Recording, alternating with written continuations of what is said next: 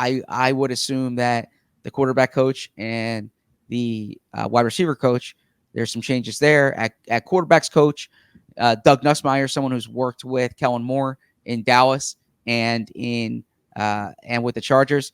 He was a play caller in college, worked at Washington, worked at Alabama, worked at Michigan, right? It was a big deal when Michigan hired him away from Alabama.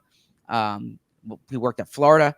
So he's someone who has, coordinator experience if they do bring him in as the quarterback's coach. Now, on one hand, I do think a coordinator should have say in who's kind of working for him because he's in charge of the offensive staff. On the other hand, I don't like the idea of just hiring a bunch of guys you've worked with before or doing that. I think you have a chance, especially at like positions like quarterbacks coach, where you identify someone up and coming, and similar to what the Eagles did with Brian Johnson.